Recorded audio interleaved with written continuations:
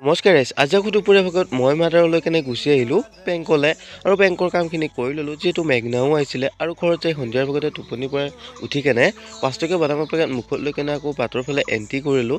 অৱশ্যে গাইছ, ঘৰৰ ওচৰৰ মামী এজনে কৰ্দৈ টেঙা দুটামান খুজিছিলে। যিহেতু আমাৰ ঘৰত আছিলে, মাদাৰক লৈ কেনে কৰ্দৈ টেঙা পাৰি লৈ এফালৰ পৰা বুটলি লৈ হোৱাৰ পিছত মই আকৌ চাইকেল এখন লৈ কেনে মামীহঁতৰ ঘৰত যাই কৰ্দৈ টেঙাকেইটাও দিলোঁ। অৱশ্যে গাইছ, আজি ভিডিঅ'টো ৰাতিপুৱাৰ ভাগতে আপলোড কৰিম, চ' আপোনালোকে চাব।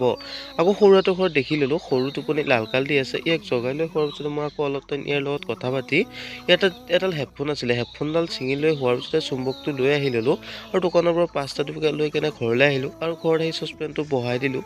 মানে গাইছ, আজি বহু দিনৰ মূৰত পাস্তা খাম, তাকে আকৌ বহা হোৱাৰ পিছতে গৰম পানীখিনি পাস্তাটো দি লৈ অলপ লৰফৰ কৰি দিলোঁ। অলপ সময়ৰ পিছত আকৌ গৰম পানীখিনি পেলাই দি কেনে কেৰাহীটো বহুৱাই দি তাত মিঠাতেল আৰু কিবা কিবি দি কেনে পাস্তাটো বনাই লৈ আমি আকৌ মানস ভাই আৰু মই খাই ল'লোঁ। চ' আজিলৈ এৰিছোঁ, নেক্সট ভিডিঅ'লৈ লগ পাম, বাই।